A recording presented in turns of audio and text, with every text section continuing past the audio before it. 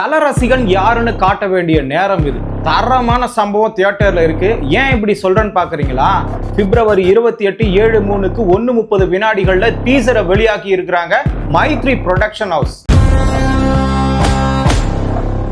இந்த படத்துல குட் அஜித் யாரு, பேட் அஜித் யாரு, அக்லியான அஜித் யாரு, அதுவும் இல்லாம MH05 AK56 இந்த கார் நம்பரினுடைய ரகசியம் என்னன்னு தெரியணுமா?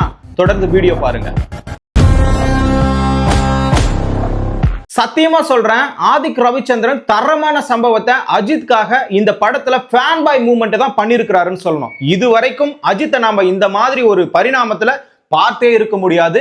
அந்த வகையில 3 பரிமாணங்களை இவர் கொடுத்திருக்கிறார். யாருன்னு கேக்குறீங்களா? ஆதிக் ரவிச்சந்திரன் தான். உண்மையாவே சொல்றேன், ஆதிக்கு தலையை வச்சு செதுக்கிட்டியா அந்த மாதிரி தான். கேங்ஸ்டர் காப் டெவில் கன்ஃபார்ம்டு, தலை பேக் டு ஃபார்ம் லைக் பில்லா மங்காத்தா.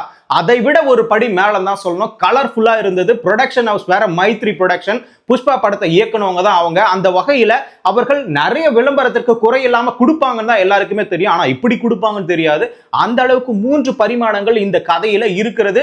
தொடர்ந்து கதையோட டீகோடிங் மட்டும் பார்ப்போம். தொடக்கத்துல டைட்டில் இருந்து ஆரம்பிப்போம். Good bad ugly.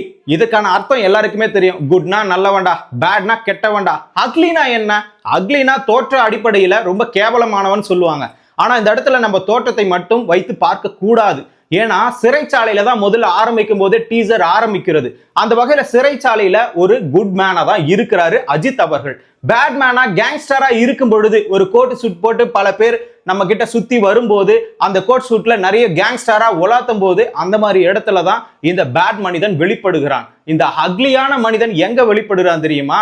நம்ம எல்லாமே டீசர்ல 3வது போர்ஷன் பார்த்துப்போம். நம்ம குட் பேட் அக்லி அந்த ட்ரெய்லர் காண்பிக்கும் பொழுது அந்த அக்லியாண்ட ஏதோ செயினை வச்சுட்டு இருக்க மாதிரி ஒரு ஃபீல் வரும். அந்த ஃபீல் தாங்க உண்மை. ஏன்னா அவன் தோற்றத்துல இரக்கம் இல்லாதவன், கேவலமானவன், செய்யக்கூடாத வேலைகள்லாம் செய்யவர் தான் இந்த அக்லி. அந்த வகையில தான் அக்லியாண்ட மட்டும் இந்த மாதிரி ஒரு செயினை போட்டிருப்பாங்க. அது ஆளுங்களை குத்துறதுக்காக இருக்கும். அதைத்தான் அக்லின்னு சொல்லுவாங்க. இரக்கமற்றவன் தான் அக்லி. செய்யக்கூடாத வேலைகள்லாம் செய்வான்ல, திமிர் பிடிச்ச மாதிரி, அடங்காதவன் மாதிரி. அது ஒரு கேங்ஸ்டருக்கும் பித்தலாட்டத்திற்கும் மேலான ஒன்று தான் அக்லி. அந்த வகையில தான் டீசர் முழுக்க அக்லி போர்ஷன் தான் அதிகமாக இருந்தது. ஏன்னா டீசர்லயே பஞ்சால சொல்லியிருப்பாங்க. ஏன்னா அவன் ரெட் டிராகன், அவன் போட்ட ரூல்ஸ் அவனே மீறி வந்தானா அவன் மூச்சிலேயே முடிச்சிடுவான். இந்த மாதிரி தாங்க அது இருக்குது. அவரும் விடாமுயற்சி, நேர்கொண்ட பார்வை, பெண்களுக்கு மரியாதை வரும் வகையில பல படங்களை எடுத்தாரு. ஆனா சமூகத்துல நல்ல வரவேற்பு கிடைத்தது. அவங்களுடைய ஃபேன் பாய்களுக்கு அது பிடிக்கல. அந்த மாதிரி தான் சொல்ல முடியும். பார்க்கக்கூடிய அளவிற்கு, நாங்க கத்தக்கூடிய அளவிற்கு, எமோஷனலா ஃபீல் பண்ற அளவுக்கு எங்களுக்கு கிடைக்கல அப்படின்னு சொல்லிட்டு தான் அவங்க உள்ள ஒரு ஃபீலை வச்சுட்டு இருக்காங்க. அந்த வகையில நானும் எவ்வளவு நாள் தான் குட்டா நடிக்கிறது, பேடா நடிக்கும் போது தான் கரெக்டா இருக்குது இந்த உலகத்துலன்னு சொல்ற மாதிரி தலைவன் இறங்கி நடிச்சிருக்கிறாப்ல. கெட்ட வார்த்தைகளும் பேச முடியாத இடத்துலயும் பீப் அடிச்சு ஒரு இடத்துல போட்டிருக்காங்க. அப்பா மவனே காட்டுறா நான் யாருன்னு. அந்த வகையில தான் டீசர்ல வெளிப்பட்டு இருக்கிறது. இந்த கதையில என்னென்ன மாற்றங்கள் நிகழ்கிறது? ஒருத்தன் ஜெயில இருக்கிறான். ஜெயில இருக்கிறவன் எப்படி இருப்பான்? ஒரு வகையில தப்பு பண்ணிட்டு குற்றத்தை எல்லாம் நிகழ்த்திட்டு அதுக்கப்புறமா ஜெயில இருக்கலாம். அவன் அந்த இடத்துல நல்லவனா மாறி கூட இருக்கலாம். ஆனா அந்த சூழ்நிலை, அவன் ஒரு நேரத்துல மாஃபியா, கேங்ஸ்டர் இந்த மாதிரியான விளையாட்டுகள்லாம் பண்ணியிருக்கலாம். அந்த நேரத்துல விட்டு வந்தார்ல, ஆபத்தான எதிரிகளோ இல்ல குடும்ப சூழலோ இல்ல இவரே போயிட்டு அவரோட குடும்பத்தை காப்பாத்துறதுக்கோ அங்கிருந்து தப்பிக்கக்கூடிய ஒரு சூழல் ஏற்படும் நிலையில மறுபடியும் அவர் என்னவா மாறுறாரு?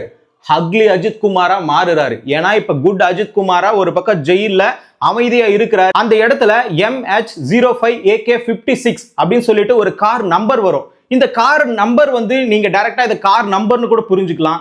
இல்லையா இவருக்கான நிழலா கூட அதை தெரிஞ்சுக்கலாம். ஏன்னா இந்த நம்பரை காட்டின உடனே மிகப்பெரிய ஒரு குறியீடு போல, இந்த குறியீடு காட்டினா அஜித்துக்கு சம்பந்தம் இருக்கும் அப்படின்னு சொல்லி, ஒரு வில்லனுக்கு சம்பந்தம் இருக்காதா, ஏதோ ஒரு நம்பர் காட்டுறாங்க.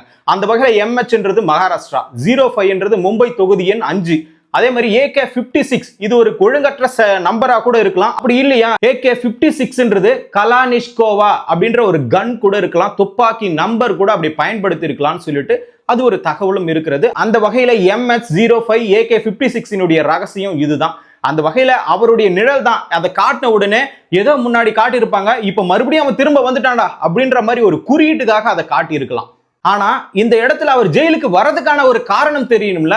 ஜெயிலுக்கு வரதுக்கான உண்மையான காரணம் என்னன்னா, அவர் கேங்ஸ்டரா ஒரு பெத்தலாட்டத்தை பண்ணி இருக்கணும். அந்த வகையில தான் 3 தோற்றங்களை காமிக்கிறாங்க. அதுல ஒரு படிக்கட்டுல கூட்டத்தோட கோட் சூட் போட்டு, கருப்பு கலர் கோட் சூட் போட்டு இறங்கி வருவாரு. அந்த கூட்டத்துல ஒரு பித்தலாட்ட அஜித் குமார் இருக்கிறார், கேங்ஸ்டர் அஜித் குமார் இருக்கிறார். அவர் தப்பு பண்ணதுனால தான் அவரை ஜெயில தூக்கிட்டு வந்து போடுறாங்க.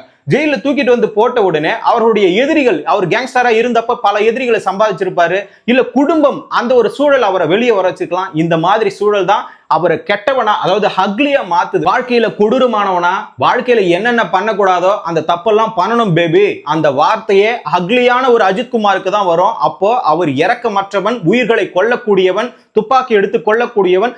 அந்த வகையில அஜித்தினுடைய போர்ஷன் நெகட்டிவா நிறைய இருக்கும் தான் தோணுது. மங்காத்தா மாதிரி, பில்லா மாதிரி நெகட்டிவா இருந்தா அஜித் குமாருக்கு அது ஹிட் தான். அந்த வகையில இந்த வாட்டி தல ரசிகர்கள் வெறித்தனமாக கொண்டாடக்கூடிய ஒரு சூழல் தான் இருக்கும்.